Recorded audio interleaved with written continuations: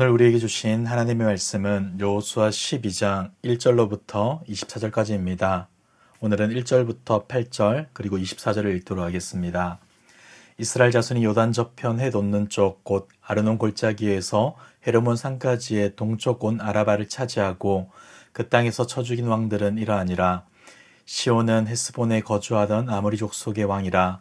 그가 다스리던 땅은 아르논 골짜기가에 있는 알로엘에서부터 골짜기 가운데 성읍과 길르앗 절반 곧 암몬 자손의 경계 얍복강까지이며 또 동방 아라바 긴네롯 바다까지이며 또 동방 아라바의 바다 곧 여메의 벳여시못으로 통한 길까지와 남쪽으로 비스가 산 기스까지이며 옥은 르바의 남은 족속으로서 아스다롯과 에드레이에 거주하던 바산의 왕이라. 그가 다스리던 땅은 헤르몬 산과 살르가와 온 바산과 및 그술 사랑과 마아가 사람의 경계까지의 길르앗 절반이니 헤스본 왕 시온의 경계에 접한 곳이라. 여호와의 종 모세와 이스라엘 자손이 그들을 치고 여호와의 종 모세가 그 땅을 루벤 사람과 갓 사람과 므낫세 반지파에게 기업으로 주었더라. 여호수아와 이스라엘 자손이 요단 이편 곧 서쪽 레바논 골짜기에 바알갓에서부터 세일로 올라가는 곳 한락산까지 쳐서 멸한 그 땅의 왕들은 이러하니라. 그 땅을 여호수아가 이스라엘의 지파들에게 구분에 따라 소유로 주었으니 곧 산지와 평지와 아라바와 경사지와 광야와 네겝 곧 헷 족속과 아모리 족속과 가나안 족속과 브리스 족속과 히위 족속과 여부스 족속의 땅이라. 24절입니다. 하나는 디르사 왕이라. 모두 31왕이었더라. 아멘. 오늘 본문은 이스라엘 자손에 의해 정복당한 왕들의 목록이 기록되어 있습니다. 이 기록은 크게 두 부분으로 나누어지는데 첫 번째 부분은 요단강 동편에 있었던 왕들의 목록이고 두 번째 부분은 요단강 건너 서편 지역에 있었던 왕들의 목록입니다. 먼저 1절에서 6절까지를 보시면 요단 동편에서 승리했던 이야기를 다시금 상기시켜 주는데 요단 동편에서 얻은 땅은 아르논 골짜기에서 헤르몬 산까지를 경계로 하고 있습니다. 이것은 원래 아모리 족속의 왕 시온과 바산 왕 옥의 영토였죠. 예전에 가나안으로 가던 이스라엘 백성들은 이곳을 반드시 지나야만 했습니다. 모세는 하나님의 말씀대로 먼저 평화를 선포하며 그곳을 지나려고 했죠.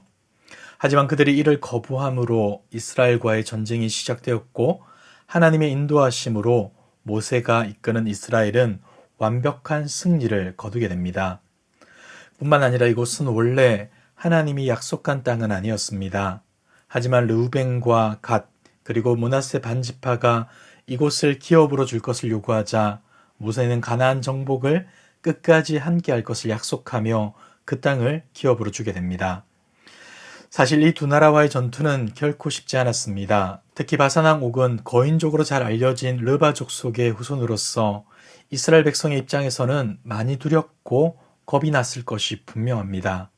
하지만 하나님께서는 이러한 백성들을 격려하시며 승리를 약속해 주셨고 결국 승리하게 되죠. 지금 여호수아는 이전에 하나님이 이루신 승리, 요단 동편에서의 승리를 회고함으로 그 하나님이 지금도 신실하게 역사하고 계심을 알려주고자 하는 겁니다. 이어지는 7절에서 24절은 지금도 우리와 함께 하시며 역사하시는 하나님을 떠올리며 요단 서편에서 거뒀던 승리의 내용들을 기록합니다. 요단 서편의 영토는 레바논 골짜기의 바알갓에서 세일로 올라가는 한락산까지를 경계로 합니다. 요단 동편을 다스리던 왕은 2명밖에 소개되지 않았지만 서편의 왕들은 무려 31명이나 소개됩니다. 그러나 이 기록은 이스라엘이 정복한 나라들의 완벽한 목록은 아닐 겁니다. 단지 가나안 땅의 주요 도시들을 모두 포함하여 가나안 정복이 하나님의 약속과 함께 성취되었음을 보여주기 위한 기록들인 것이죠. 그리고 이것은 여호수아와 이스라엘을 칭찬하고 그들의 업적을 기리기 위함도 아닙니다. 오로지 수많은 성읍들과 그 왕들의 이름을 기록하여 하나님의 신실하심, 하나님이 그들에게 했던 약속을 어떻게 이루어 가셨는지를 보여주고자 하는 겁니다. 사랑하는 성도 여러분, 우리는 오늘의 본문을 보면서 전반부에는 모세를 중심으로 한 요단 동편의 승리, 중후반부에는 여호수아를 중심으로 한 요단 서편에서의 승리를 보게 됩니다. 이러한 기록은 분명 모세와 여호수아를 주목하게 하는 역할을 할 것입니다. 그리고 이들의 훌륭한 지도력이 전쟁과 승리에 큰 기여를 한 것도 맞죠. 하지만 그렇다고 해서 모세와 여호수아 때문에 승리할 수 있었던 것은 결코 아닙니다. 왜냐하면 지금껏 이스라엘이 거둔 승리는 자신들의 지혜나 힘이 아니라 하나님의 약속에 따른 승리, 하나님이 함께 하심으로 얻게 된 승리이기 때문이죠. 사실 우리는 너무나 자주 모세나 여호수아와 같은 훌륭한 지도자들에게 매료됩니다. 그러다 보니 그들로 인해 하나님을 보지 못할 때도 종종 생기게 되죠. 전능하신 하나님, 우리를 가장 선한 길로 인도하시는 하나님, 지금도 우리와 함께 하시는 하나님을 믿는다 말하면서도 하나님이 아닌 인간들을 통해 이 땅의 모든 것들이 좌지우지 될 것처럼 착각하곤 합니다. 사랑하는 성도 여러분, 때문에 우리는 정신을 똑바르게 차려야 할 것입니다.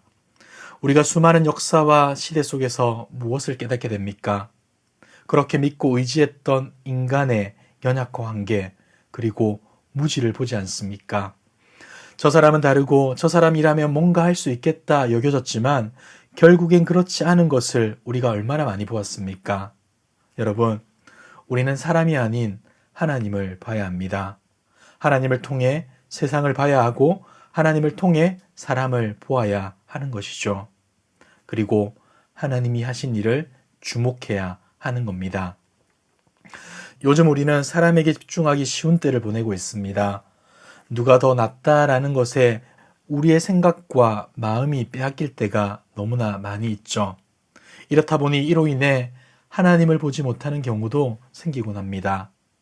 근데 여러분, 이것 때문에 하나님을 보지 않고 이것 때문에 하나님의 말씀대로 살아갈 수 없다면 우리가 고민하고 우리가 관심을 갖는 그것은 분명 잘못된 것 아니겠습니까?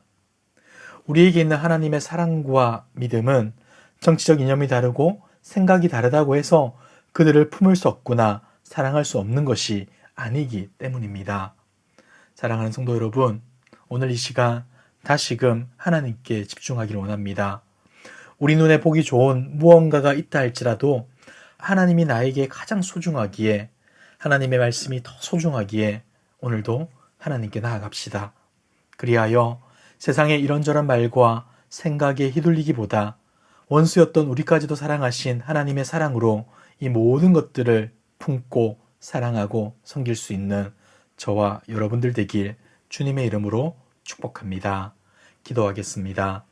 참 좋으신 하나님 아버지, 오늘도 우리에게 복된 날을 허락하여 주시고 하나님을 예배하는 자리 가운데 있게 하심에 감사드립니다.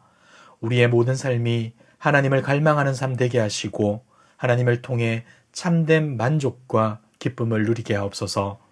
세상의 마음과 생각을 빼앗기기 쉬운 시대입니다. 우리에게 하나님을 바라볼 수 있는 믿음을 더하여 주시고 하나님의 말씀에 온전한 순종으로 반응할 수 있는 능력 또한 더하여 주시옵소서. 그리하여 어두운 세상의 빛으로 부패해가는 세상의 소금으로 쓰임받는 우리 모두 될 수 있도록 인도하여 주시옵소서. 이 모든 말씀 예수님의 이름으로 기도드리옵나이다. 아멘. 이 시간 주신 말씀을 기억하며 기도해 주시고 주간 기도 제목을 따라 전도와 선교를 위해 기도하겠습니다. 우리 교회가 부산 지역에 죽어가는 영혼을 살리는 교회 되도록 영혼을 품고 기도하며 전도하는 교회 될 수 있도록 우리 교회가 파송하고 후원하는 선교사님들과 세계 선교를 위하여 기도해 주시기 바랍니다. 그리고 코로나19 공동 기도문으로 함께 기도하겠습니다. 기도하겠습니다.